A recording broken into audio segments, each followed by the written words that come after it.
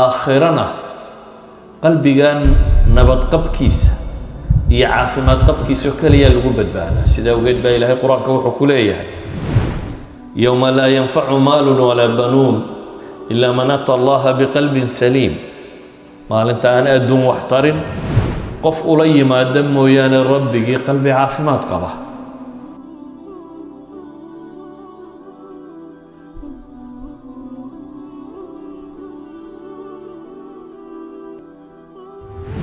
aadanuhu inta badan wuxuu jecel yahay muuqaal qurux badan in lagu arko.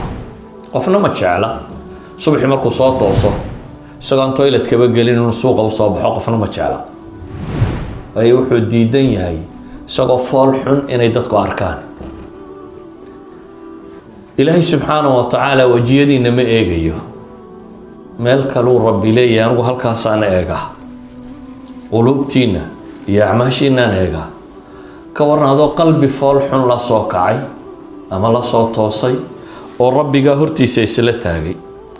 aakhirana qalbigan nabad qabkiisa iyo caafimaad qabkiisa kaliya lagu badbaadaa. sidaa awgeed baa ilaahay qur-aanka wuxuu ku leeyahay yowma laa yanfacu maalun walaa banuun ilaa man ata allaha biqalbin saliim.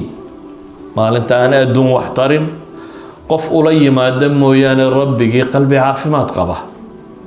bulshada muslimkaana ilaahay subxaanahu wa tacaala markuu saxaabadiisa feynayay waxaa lagu tilmaamay muxamadun rasuulu llah waaladiina macah ashidaaءun cala alkufaar ruxamaa'un baynahum taraahum rukacan sujadan yabtaguuna fadla min allahi wa ridwaana.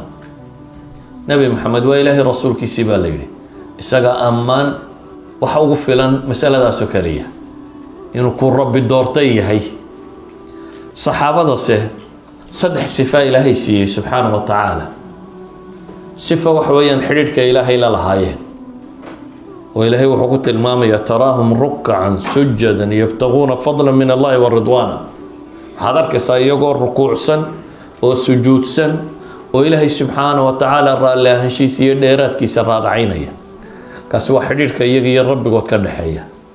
makhluuqaadkan dunida kor saaran siiba aadanaha ilaahay laba qaybood buu u qaybiyey. qayb waxaa la tilmaamay waa qayb gardarro badane waa rag iska dhiciya baa la yidhi, adag oo iska dhiciya wax waa qolada gaaleed. qaybta kalena ilaahay wuxuu tilmaamay mu'miniinta ah inay ruxamaa u yihiin, dad u naxariista. dad col isuma naxariistaan, dad aan laab fayoobi isuma naxariistaan, dad aan wanaagga isla jecelaynay isuma naxariistaan. sidaa awgeed ayuha alaxiba ilaahay markuu saxaabadii u manno sheeganayo, manno sheegadku waa gallad sheegasho. waxyaabaha nimcooyinkai rabbi siiyey markuu tilmaamayey ilaahay wuxuu ku tilmaamay nimcooyinka waaweyn ee la siiyey inay ka mid tahay wadkuruu nicmat allahi calaykum id kuntum acdaa'an faallafa bayna quluubikum faasbaxtum binicmati ikhwaana. waxaa xasuusataan nicmada weyne alla idin siiyaa markaa colka ahaydeen ee qalbiyadiina ilaahay subxaanahu wa tacaala uu isu soo dumay. nebi moxamed baa ilaahay subxaanahu wa tacaala isna ugu gallad sheegtay ama ugu manno sheegtay oo rabbi wuxuu ku leeyahay nebiga calayhi salaatu wasalaam koox qalbi caafimaad qabata wadataan ku siiyey baa ilaahay leeyahy. ninka qaa'idka ee hormoodka ee dad hogaaminaya, dad nabad qabuu hogaamin karaa, laakiin dad qofba qof reebayo lama hogaamin karo. mahmaa uu hogaanku fiican yahay ka inoogu taqisan haddaynu xagga sare saarno madax ka dhiganno suurtagal ma aha oo ma fududa inuu ina hogaamin karo inagaan qofba qof rabin, gobolba gobol rabin, reerba reer rabin, dadba dad doonaynin.